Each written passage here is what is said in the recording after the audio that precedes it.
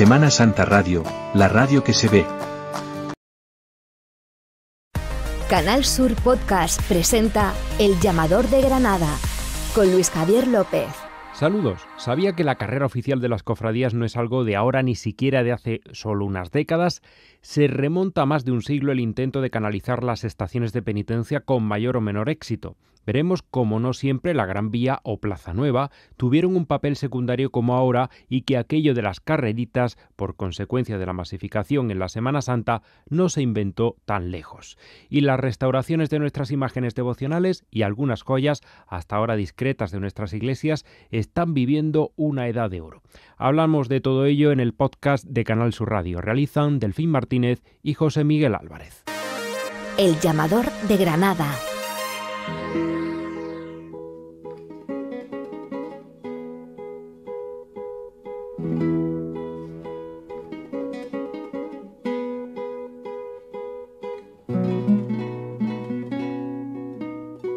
El Llamador, Luis Javier López. Estos días en Granada y especialmente en el mundo cofrade se debate sobre esa posibilidad de cambio de la carrera oficial. Ya hablamos largo y tendido con el presidente de la Federación de Cofradías, Armando Ortiz, de las posibilidades, de las propuestas que se han hecho a los hermanos mayores, las que también ha descartado el Ayuntamiento de Granada por el tema de la seguridad, y ahora pues queda en manos del Pleno decidir en el mes de enero si hay cambio o si se mantiene lo actual. Pero también hemos querido en este programa bucear en esa historia de una carrera oficial que tiene su sentido, no es solo una calle por la que pasar o un conjunto de ellas, y también tiene evidentemente un fin. Llegar a la catedral es hoy en día ese fin primordial, lo más importante en el transcurso de las estaciones de penitencia de la Semana Santa. Pero está claro que también hay muchas anécdotas y mucha intrahistoria de la carrera oficial. Nos ha parecido interesante traerlo aquí a Canal Sur Radio en este podcast y queremos hacerlo con Mercedes Morente, este análisis de lo que es la carrera oficial. Ella fue secretaria de la Federación de Cofradías, también vicesecretaria, y ha estado en responsabilidades de su hermandad de Jesús Nazareno. Mercedes, ¿qué tal? Un placer. Vamos a hablar de esa carrera oficial porque evidentemente es un recorrido que se diseña para todas las hermandades y que en Granada y en otras muchas localidades andaluzas especialmente se hace común para todas las cofradías. Ahí el rigor también del paso y de todo lo que tiene que ver con los tiempos que también traen de cabeza a las hermandades esos días, sobre todo cuando hay más cortejos, ¿no?, de los que hasta ahora ha experimentado la Semana Santa de Granada. Coméntanos, Mercedes, si eres tan amable, ¿qué es una carrera oficial, digamos en un término más puro?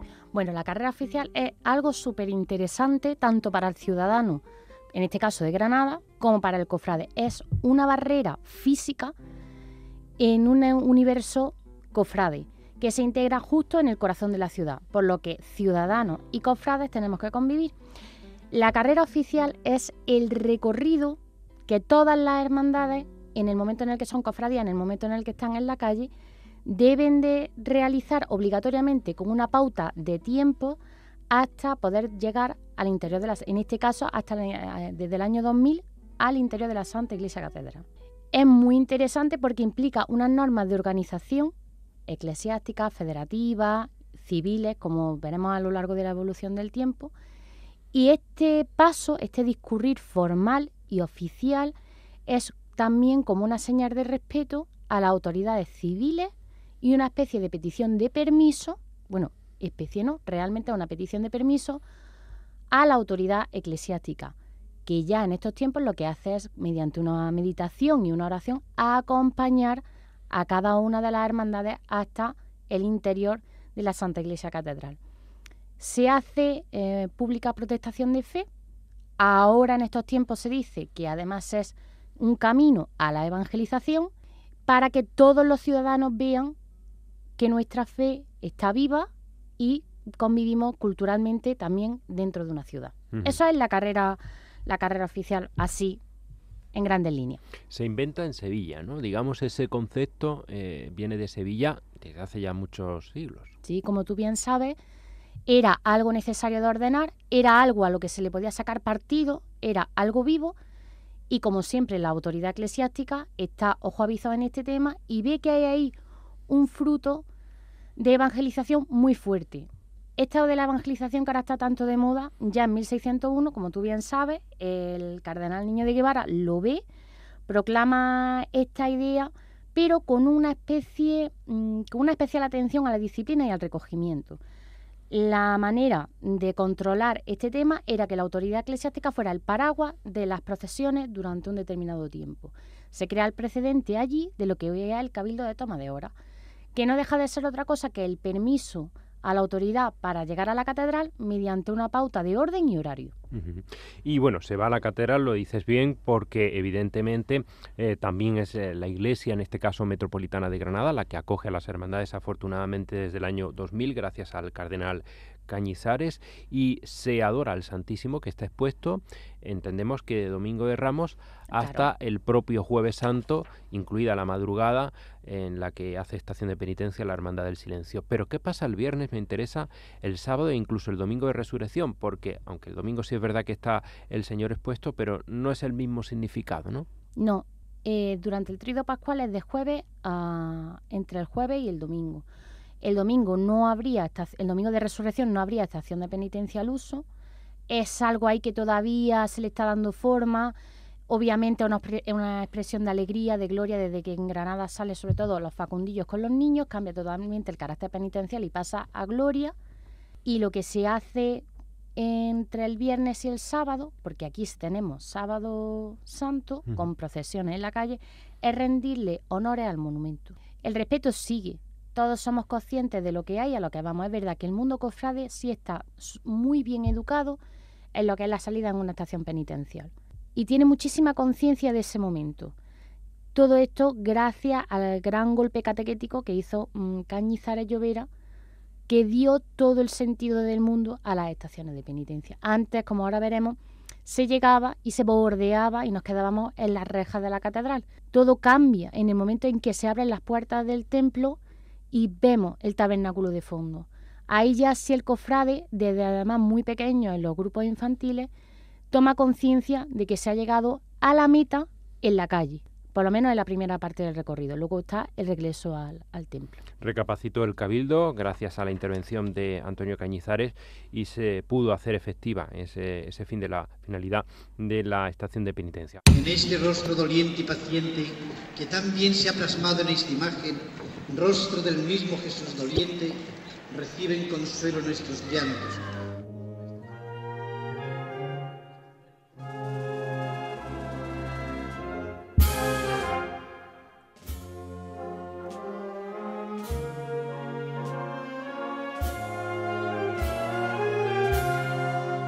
Vamos a la historia. En Granada la carrera oficial tiene muy interesantes antecedentes y vamos a partir de 1900, ¿no, Mercedes? Bueno, primero de todo dar las gracias a esa obra que nos dejó Manuel Ocón, de un siglo de Cuaresma y algo más, porque es la gran enciclopedia social de los últimos 100 años, 100 y algo años, donde vemos aspectos que quizás otros estudios más densos y más monotemáticos olvidaban, y gracias a Manuel y a su trabajo, que es maravilloso, podemos ver anécdotas, podemos ver lo divertido incluso que llegaba a ser algunas cuaresmas, y ahí hemos podido rescatar el diseño de la carrera oficial. Si me permites la expresión, Luis, éramos unos modernos, es decir, los cofrades granadinos, a pesar de lo que se cree, en el momento han sabido malear la Semana Santa, adaptarla a lo que se necesitaba, a lo que había, a lo que gustaba y a lo que no gustaba, a lo donde había gente o donde no la había. Y nunca ha sido algo a lo mejor tan estático como creemos, que ahora hay estos grandes debates de se debe, no se debe de cambiar la carrera oficial. Antes era todo más abierto, más cómodo, se miraba realmente otros intereses. Es verdad que ni la densidad de población era la misma, ni siquiera de circulación, claro, que son todos aspectos que hoy luego al final veremos. Pero en 1900, y gracias al trabajo de Manuel Ocón, que recoge la prensa de aquella época, se tenían que recoger suscripciones populares para poder sufragar la salida, que en aquel momento era del Santo Entierro y de la Soledad de Santa Paula. Eran días muy intensos los del Tríodo Pascual, porque se empezaba el Viernes Santo ni más ni menos que a las 6 de la mañana, donde el señor magistral de la catedral daba el sermón de la Pasión, luego se celebraban los oficios y se terminaba a las 3 de la tarde en la Basílica de la Virgen de las Angustias con el sermón de las 7 palabras. Vale, Pues el cortejo se dividía en dos. Una parte salía de Santa Paula y otra parte salía de Santa Ana. Se unían en Plaza Nueva, que ya veremos que esta hermosa plaza de Granada fue el centro neurálgico de los temas de la carrera oficial durante muchísimo tiempo. Existía el itinerario de Reyes Católicos, Zacatín, Virrambla, Colegio Catalino y hasta la Catedral, que entonces sí se entraba en el interior de esta, se salía por Pasiega y ya, pues lo típico, Marqués de Gerona, Mesones, Puerta Real y Reyes Católicos. Se llega a Plaza Nueva y ahí se produce la bifurcación del cortejo. Ya que se abre y como por decirlo de alguna manera, se despiden.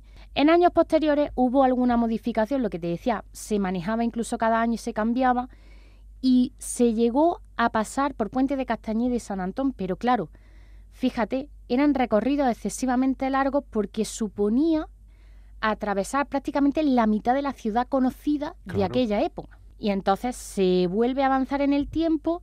Bueno, no pretendemos hacer obviamente un recorrido año por año, pero se puede destacar de algunas fechas datos muy curiosos, como en 1909, que Meseguer y Costa crea las famosas comisiones, que no es algo que se haya inventado ahora, sino ya había una comisión que, fíjate, ¿quién tenía importancia en la ciudad? El párroco de Santa Ana. Se buscan un presidente para esa comisión, el párroco y el propio obispo. Y ellos tres organizan el desfile procesional, decidiendo principalmente, entre otras cosas, el itinerario. Es decir, aquí está la clave. Es la autoridad eclesiástica la que decide el discurrir por la ciudad. Esto hoy no es que fuera impensable, pero claro, para eso tenemos las autoridades civiles y luego al final veremos de dónde va y viene la legitimidad.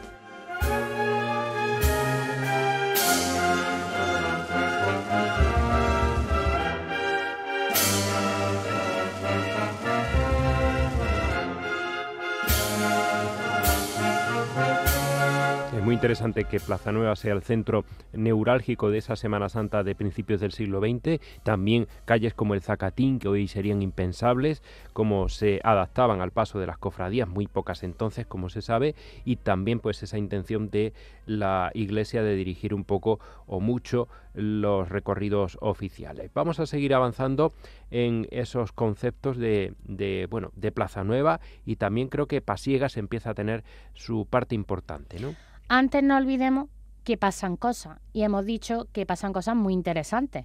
En 1915, casi y por intercesión divina, nos libramos de una famosa carrerita con desgracia, porque debemos decir que los desfiles procesionales van aumentando en participación y, por supuesto, los poderes militares no se iban a quedar atrás en las representaciones. Poderes militares que iban a caballo, que también implicaban música, trompeta y otros instrumentos. Pasando por la calle Zacatín llena de gente, un caballo se asusta por el ruido de la música, provoca una estampida de gente, el caballo cae, pero bueno, gracias a la cercanía con Gran Vía, se vuelve a construir el cortejo, se incorporan otra vez los animales al cortejo y van hasta la catedral, es decir, se continúa con la procesión. Pero esto dio la idea de que era mejor suprimir la calle Zacatín en aquel momento porque quedaba muy estrecha y no tenía escapatoria. Es decir, los propios acontecimientos eran prueba, ensayo, error para ir definiendo próximas carreras oficiales. Así se iba haciendo. ¿Esto no funciona? Lo cambiamos.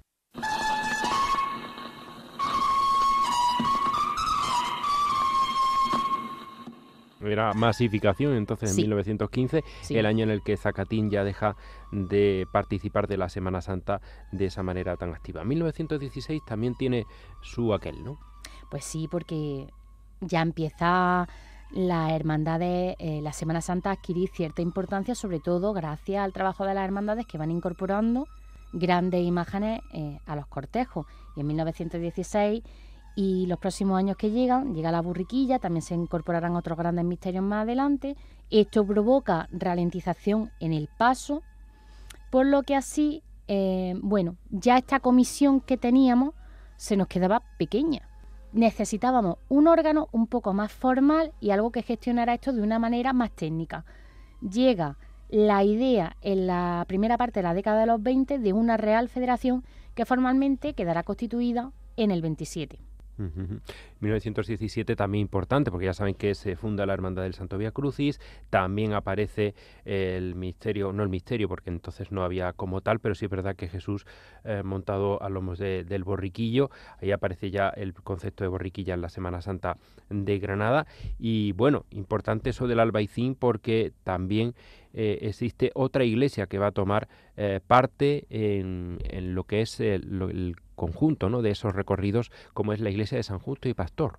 Sí, claro, aparece el Albaicín y el Albaicín tiene su propio protagonismo. ¿Qué es lo que pasa? Que se llevaba mucho lo de las bifurcaciones. Se busca un punto de unión y se busca un punto de despedida. Punto de unión, para empezar la carrera oficial, empezó a ser el Padre Suárez, lo que conocemos como el Padre Suárez, pero se bajaba por San Juan de Dios, se bordeaba todo el centro y otra vez se volvía a San Justo y Pastor, que era el sitio de despedida. Ahí otra vez bifurcaban y cada uno cogía su camino. Y las tribunas oficiales. Por fin aparece este tema que hoy tanto hablamos, los palcos y demás, a su manera, en el siglo XX, a comienzos del siglo XX, y ni más ni menos que en Reyes Católicos y Gran Vía, una de las propuestas que muchos cofrades pues están últimamente pues apostando por llevarla a esos foros cofrades de decisión para que vuelva a ser una carrera oficial pues magnánima, porque así ha quedado también reflejado en la última magna del 14 de octubre del 23. Tribunas oficiales, Mercedes. Si es que esta generación millennial y Z no estamos inventando nada, aquí ya todo estaba inventado. Una de las cosas más características de la profesionalización, por decirlo de alguna manera, de la Real Federación de Hermandades y Cofradías, que tenía su oficina en la Gran Vía, fue la instalación de palcos, tribunas y sillas. No es lo mismo un palco que una tribuna que una silla. Sí. Es decir, los palcos, que luego lo veremos, son filas de sillas, quizá algunas en graderío. Las tribunas es donde se suelen instalar las autoridades, tanto eclesiásticas como civiles. Y más adelante veremos que las sillas es lo que se instala en la Plaza de las Pasiegas, pero eso será más adelante. Se ponían en Gran Vía y en Reyes Católicos. Era muy cómodo porque las oficinas estaban allí, por lo que los pagos y cualquier organización se hacía de manera muy rápida. Se empezó a entender que la Semana Santa generaba un beneficio. Ahí fueron los primeros inventores del beneficio de ver una procesión, vamos a decirlo bien entendido, un espectáculo en la calle. Claro. La federación se empieza a hacer tan profesional que justo en esos años, en esos primeros años, incluso edita un panfleto con los programas de horarios e itinerarios oficiales. Ya hay un rigor público y notorio. Pues, ¿qué te parece, Mercedes? Que esto abunda mucho el tema. Vamos a seguir hablando sin duda de toda la carrera oficial y de su historia, y lo vamos a dejar en otro capítulo que próximamente nuestros oyentes lo van a disfrutar en la próxima entrega de los podcasts. Gracias por darnos esos datos tan interesantísimos, y vamos a seguir abundando, como decimos, en próximas entregas sobre la carrera oficial de Granada, que no es nada nuevo, como escuchan, y sobre todo tiene muchas particularidades e historias interesantes. Gracias. A ti.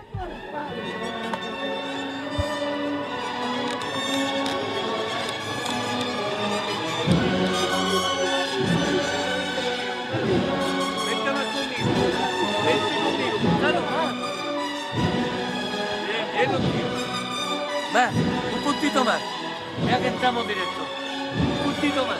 Alexandra, un puntito más. Gonzalo, un puntito más. Un puntito más, Gonzalo.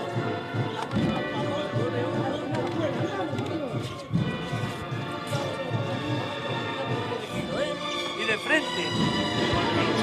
Vámonos, señores, vamos a disfrutarlo. Estamos dentro, estamos empezando. Lo han narrado en primera persona, así han subido las rampas, así lo han disfrutado, así lo están disfrutando, y así están entrando en la catedral.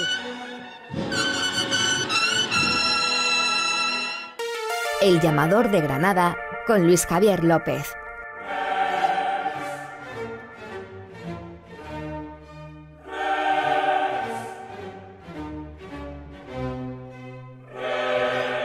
Es tiempo de restauraciones, el de este bendito otoño que nos está dejando estampas maravillosas, de imágenes recuperadas a su esplendor, y ya no solo como debieron estar en su estreno allá por los siglos XVII, incluso XVIII, sino también con una nueva pátina de conservación, de estructura renovada para que resistan ese paso del tiempo que hoy es mucho más benigno gracias a la intención conservadora de las hermandades, de la Iglesia y también de aquellos titulares de esa imaginería tan maravillosa. Y queremos hablar de ese tiempo glorioso también de los restauradores que estamos viviendo con uno de los exponentes que mejor ha calado en el mundo cofrade por su buen hacer y desde luego también pues por los resultados tan extraordinarios que ha tenido su intervención en el Señor del Rescate especialmente, pero también de otras imágenes como hablaremos. José Enrique Parro, ¿qué tal? Muy buenas. Gracias por estar aquí en Canal Sur Radio. Lo que queráis. Enhorabuena, yo creo que es la palabra que más ha recibido en estos días, ¿no? Sí, gracias a Dios, la verdad que sí. Que la verdad que todo es verdad, ha sido todo el mundo muy contento y es verdad que la enhorabuena es lo que más, es verdad que lo que ha prevalecido, ¿verdad? Sí. Pues ni más ni menos que has tenido entre tus manos al Señor del Rescate, además en unas circunstancias muy hermosas, con una manera, la hermandad muy delicada de hacer ese planteamiento de una restauración capital de nuestra Semana Santa. Imagen, como saben, de 1718 atribuida a Diego de Mora, prácticamente ya certificada. Y bueno, ¿cómo surge ese momento en el que te llama la hermandad y cómo recibes esa noticia? Bueno, pues yo afortunadamente primero restauré para la parroquia de la Magdalena lo que es el retablo del Cristo del Rescate. Ahí evidentemente la parroquia todo quedó muy contenta, la hermandad también, que en esa restauración fue la parroquia la que al final se encargó de hacerla, me lo encargó. Después, a raíz de ahí, pues claro, la propia parroquia, pues había quedado muy contenta con los resultados, me encargó la restauración del sagrario del altar mayor. Uh-huh. Y precisamente fue ejecutando dicha intervención cuando, por aquel entonces, que era el cofrade mayor, José Antonio Maroto, pues en ese momento de la intervención, pues me dijo, mira, nosotros tenemos interés por restaurar, lógicamente, la imagen del Señor y pues estamos viendo tu forma de trabajar y todo, pues queremos que seas tú. Claro. Que entonces, yo inconveniente, al contrario, ninguno, ¿no? Y ahí, digamos, fue la primera toma de contacto. Y luego eso ya después, porque ellos me dijeron, bueno, vamos a aprovechar la línea de subvenciones de la Junta de Andalucía pero vamos, que de todas formas nosotros queremos hacer que esa intervención del Señor se produzca. Y entonces dice, vamos, porque si no se va a hacer. Entonces ya claro, como después ya por el tema esto de las líneas se alargó un poco el tema, porque entre que hubo elecciones y tal, en fin, entonces se alargó un poco, pero hasta que ya volvieron a contactar conmigo, y dije, José Enrique, ya sabes, lo que hablamos aquel día, que nos haga el proyecto que haremos que seas tú. Uh-huh. O sea, esto de las subvenciones de la Junta de Andalucía para la restauración del patrimonio histórico, vamos a hablarlo claro, ha sido también un maná, ¿no?, para vosotros y para vuestro oficio, y muy necesario también para la conservación del patrimonio. Totalmente. Hombre, porque hay algunas parroquias, porque afortunadamente yo llevo ya bastantes años, más de 20 años, trabajando eso para parroquias, hermandades, pero claro, no todas pueden permitirse esas intervenciones, hombre, de este tipo, ¿no? Entonces, la verdad que efectivamente estas líneas de subvenciones están viniendo muy bien, pues como se sabe, el 80% lo aporta la Junta de Andalucía y el 20% restante, entonces, quieras que no, bueno, son cantidades unas veces mayores, otras menores, pero que pueden afrontarlas tanto parroquias como hermandades. Y la verdad que está siendo, además, para recuperar y conservar obras de gran valía como tenemos en muchísimas de nuestras iglesias de Granada y provincia. Se os considera médicos casi, ¿no?, de la imaginería y de la devoción. No es para menos, porque cuando, por ejemplo, ahora tu compañero Holgoso Dionisio tiene ahora a la Virgen de las Angustias delante, otros compañeros han tenido también imágenes de referencia, hablamos de las grandes restauraciones de Bárbara Japas, por ejemplo, en los años 90, y tú ahora con el Señor de Rescate. ¿Cómo estaba él? ¿Cómo llegó a tu consulta, si me permite la expresión? Pues precisamente ahora que has nombrado a Bárbara, pues claro, la última intervención que tuvo el Señor de Rescate fue la que ella le efectuó en el 97-98. Entonces, la verdad que, lógicamente, puesto que las restauraciones no son eternas, pues claro, ya después de haber transcurrido todo ese tiempo, pues sobre todo, en líneas generales podemos decir que el estado de conservación de la imagen era bastante bueno, pero claro, puesto que lo suyo es que cualquier imagen debería tener un proceso de conservación casi continuo, pues claro, durante ese paso de tiempo lógicamente algunas patologías ya se encontraban en la imagen. Entonces, entre ellas, pues, siendo un poco muy breve, pues a nivel de soporte, a nivel de lo que es la propia madera constitutiva de la imagen, pues ya se habían abierto algunas grietas entre las uniones de las piezas, del embón, que es como se llama. Luego también, pues, bueno, se ha aprovechado para repasar también la unión de la propia imagen, puesto que hay que recordar que las imágenes que van de pie, digamos, el único punto de anclaje es, digamos, eso es por los talones a su peana. Entonces, claro, por eso son, digamos, dos puntos relativamente frágiles, porque lógicamente los movimientos que sufren en las procesiones, pues claro, solamente son los pies donde descansa todo el peso de la imagen. Entonces eso lógicamente también se ha repasado. Luego, pues eso, luego ya a nivel polícromo, pues también había, pues, los barnices que se aplicaron en esa última intervención se habían oxidado, estaban oscuros. Luego había alguna pátina que no se había retirado en ninguna intervención anterior, que también yo se lo he quitado. Entonces, es decir, que ahora prácticamente podemos, no el 100%, porque lógicamente se habían perdido en otra etapa, se había perdido policromía original, pero casi la totalidad de la policromía original la que contemplamos ahora del Señor de Rescate. Eso es una joya y un lujo. Un auténtico lujo. Y ya digo, entonces, esencialmente ha sido eso, o sea, soporte y lógicamente lo que es recuperar su policromía que tenemos ahora, claro. Ahí está. El zapatilleo de los costaleros. Y ya se asoma al atrio de la iglesia el Señor del Rescate. Las circunstancias de esa restauración, decimos, son muy especiales porque la hermandad considera que deben realizarse en las dependencias más próximas a la parroquia y se decide que la casa de hermandad, que está muy cercana en el barrio de la Magdalena de nuevo, pues sea ese lugar, ¿no? A ti también te ha permitido tener un estrecho lazo con la hermandad que quizás en otros casos no es posible. Eso ha sido también para ellos un privilegio. Efectivamente. Ha sido un privilegio para ellos, efectivamente, y como tú dices, y para mí. Porque es verdad que desde un principio, bueno, pues lógicamente la parroquia dijo que en cualquier dependencia que se pudiera, que se habilitaba para, en primer lugar, porque el primero que hice fue la imagen de San José y después para el rescate. Y ellos desde el primer momento, la hermandad dijo, no, si la parroquia no tiene ningún inconveniente, puesto que por la cercanía que tiene con la parroquia, dice, si los párrocos no tienen ningún inconveniente, dice, nosotros cedemos una de las dependencias y que es mejor, dice, que más de orgullo, primero con la imagen de San José y luego que esté nuestro propio titular, esté nuestra propia casa de hermandad habilitada como taller. Y ya digo, o sea, que efectivamente yo no tengo nada más que palabras de agradecimiento con la hermandad, porque bueno, todo lo que me ha hecho falta en todo momento, la verdad que sí es verdad.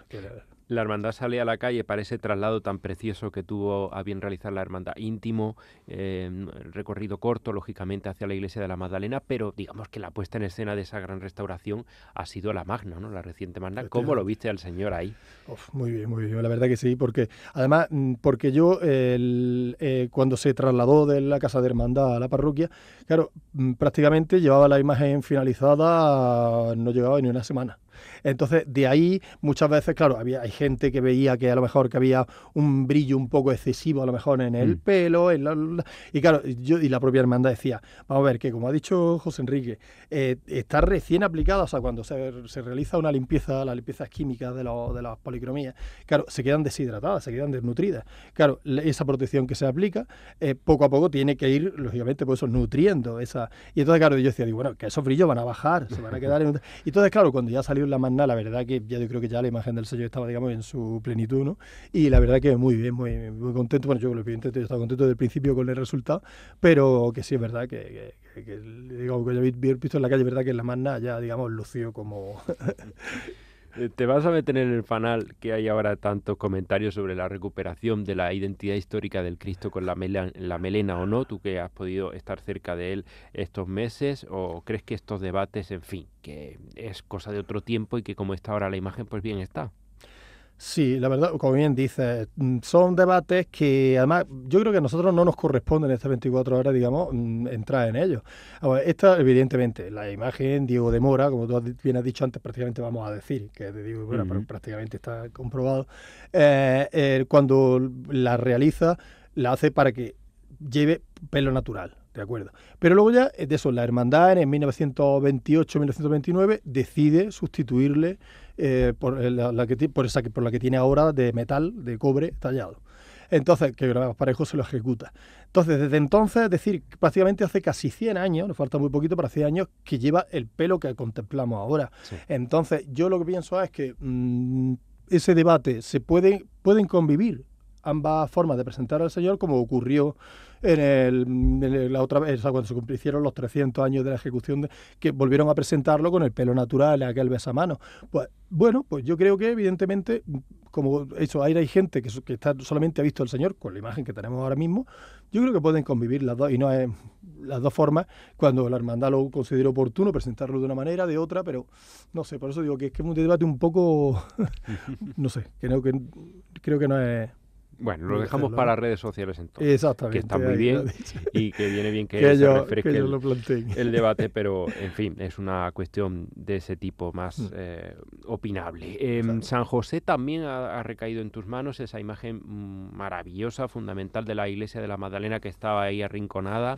La has podido tener en tus manos, sobre todo darle una seguridad también de su estructura y de su digamos, limpieza y todo lo que significa la restauración gracias a esos fondos de la Delegación de Cultura. ¿Qué te ha parecido? ¿Has encontrado esa semejanza con el Señor del Rescate? También se atribuye a Diego de Mora. Sí, bueno, el Señor, o sea, la imagen de San José, prácticamente ahí sí podemos ya asegurar 100% que es de Diego de Mora. Porque aunque la parte histórica de la imagen de San José la ha realizado Ceferino Navarro, pero claro, anterior a esto estaba la tesis doctoral de Isaac Palomino, que es el que ha hecho lógicamente toda la investigación sobre Diego de Mora, y él ahí prácticamente ya con toda la documentación que encontró en los archivos y tal, pues prácticamente se puede asegurar que en ese año es cuando, o sea, la monja, la Agustina Recoleta del momento, se lo encargan a Diego de Mora junto con muchas otras imágenes, varias imágenes que hay en la propia parroquia que también son de él. Entonces, luego, ¿semejanza con el Señor de Rescate? Pues la verdad que no, es que lo que pasa que según parece, también Isaac, que él sí ha sido el que ha hecho la parte histórica del Señor de Rescate, también como él asegura, es probable que cuando ejecuta él, 16 años después de San José, la imagen de rescate, más o menos le hace, digamos, como a dúo, por así decir, con su hermano José. Entonces quizá por eso no podemos hacer paralelismo entre ambas imágenes, o otras imágenes también digo de Mora, pues porque aquí parece ser que son quizá una de las posibilidades que cabe es que sea en colaboración entre los dos hermanos, entre José y Diego, los que realicen al Cristo del Rescate. Bendita colaboración. Vaya. Qué manera de imaginarse ese taller o esa precisamente compenetración de ambos hermanos, que se ha constatado, por ejemplo, en algunas imágenes de la Catedral de Granada. Exacto. Están constatado que ambos colaboraron, ¿no? Después de algunas, por cierto, diferencias personales que tuvieron algún tiempo en el que no se llevaban muy bien, como pasa con algunos hermanos hoy también. Bueno, imágenes también que te han dejado huella. El Señor del Rescate, lógicamente, está en el top, si me permite la expresión, pero has trabajado en la imagen devocional de Cuyar Vega, en San Miguel, imágenes también de Alonso de Mena, en fin. Existe una confianza en ti de la que te tienes que sentir orgulloso porque son palabras mayores. Sí, la verdad que sí, me siento muy orgulloso de que efectivamente pues llevo, vamos, mi trayectoria. En mi trayectoria es verdad que he intervenido imágenes pues de gran valía, bueno, aparte como tú has nombrado, Alonso de Mena, bueno, por ejemplo, San Miguel de Cuyar Vega también se atribuye un poco al círculo de Diego de Mora, bueno, está un poco por aclararlo, pero bueno, pero por ahí andará. Luego, pues, efectivamente, otras imágenes pues de la parroquia de Santa María de la Alhambra que son atribuidas o de Torcuato Ruiz del Peral. En fin, la verdad que sí. Luego tú has comentado Alonso de Mena, de Pedro de Mena también alguna otra imagen. O sea que la verdad que sí, que afortunadamente he intervenido de grandes obras de nuestro patrimonio. José Enrique, ¿qué crees que tiene que tener un buen restaurador o restauradora? Sobre todo, evidentemente, aunque va a parecer un tópico, amor por su trabajo, evidentemente. Luego, en mi caso, digamos, pues también yo creo que, pues hablando de lo que si estamos hablando de patrimonio religioso, pues bueno, pues yo creo que también mis creencias personales, pues también yo creo que ayudan bastante, evidentemente.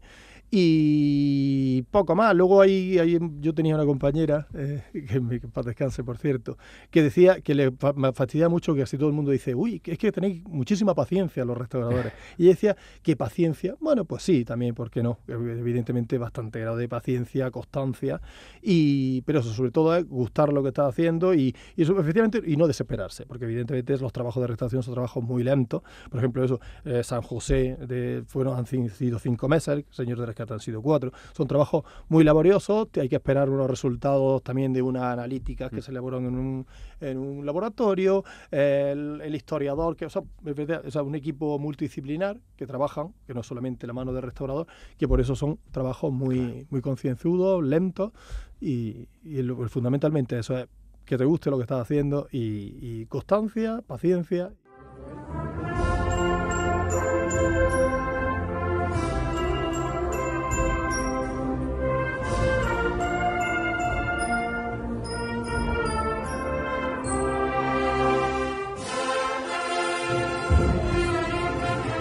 Estáis viviendo una época dorada, ¿no? Los buenos restauradores, los que estáis acreditados, los que también tenéis últimamente muchas garantías, también hay muchas instituciones y organismos detrás de vosotros que os vigilan, pero también os dan seguridad, la Hermandad del Arzobispado, la Delegación de Cultura de la Junta, y se puede comparar con aquellos años 90, aunque no con los mismos medios, porque esa es otra. Tenéis ahora unos instrumentos muchísimo mejores. Está clarísimo, está clarísimo. Además, eso lo comprobamos nosotros cuando hacemos una intervención de esas imágenes que han sido intervenidas con anterioridad, o a lo mejor, como en mi caso, también volviendo a la imagen de San José, que no se ha intervenido nunca, bueno, tenía algunos repintes puntuales, pero entonces, claro, efectivamente, ves los materiales de entonces con los que hay ahora, claro, evidentemente no hay color, ¿no? Entonces, evidentemente que sí es verdad que ahora es verdad que, como te he dicho antes, una restauración no es eterna, pero claro, efectivamente los medios que hay ahora y los materiales no son los que había entonces, está claro. Entonces, pero también incluso en la restauración, como te comento, yo empecé hace 20 y tantos años y ha mejorado todo en todos los sentidos, efectivamente, sí. José Enrique, un placer tenerte aquí. Felicidades de verdad, José Enrique Parro, restaurador recientemente de la imagen de Jesús del Rescate, también del San José de la Magdalena. Admírenlas, por favor, estos días antes de que suban a la ménsula en el caso de San José, y al Señor cuando pueda bajar al pueblo de nuevo, y porque es realmente una maravilla lo que ha hecho él con estas imágenes devocionales de la Semana Santa de Granada y de otros puntos de la provincia también, como hemos hablado. Felicidades. Muchísimas gracias. En Canal Sur Podcast, El Llamador de Granada.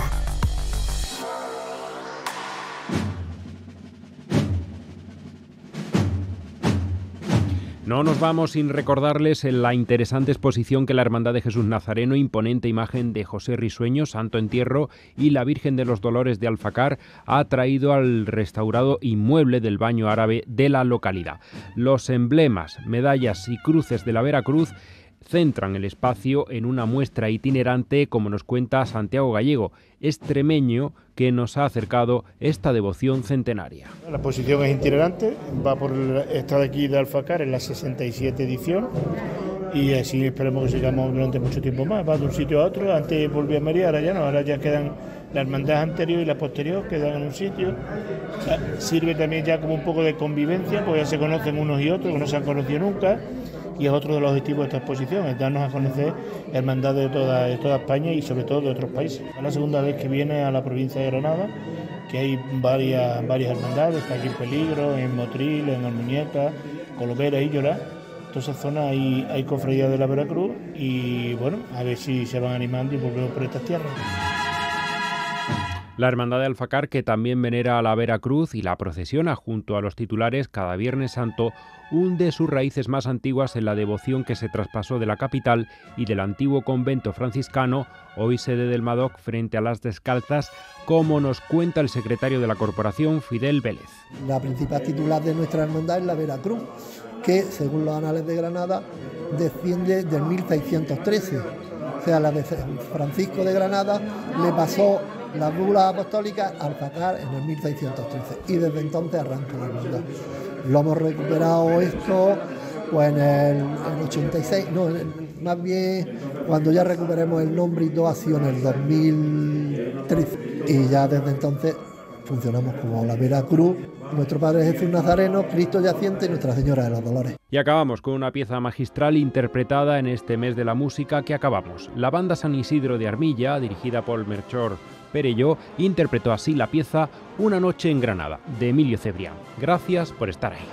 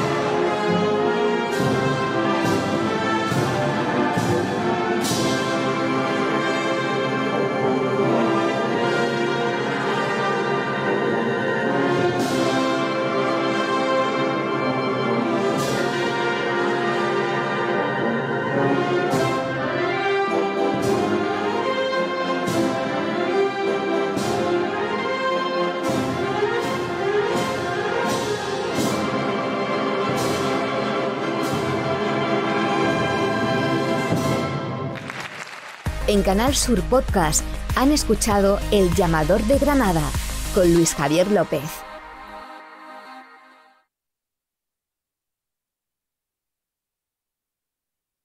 Semana Santa Radio, la radio que se ve.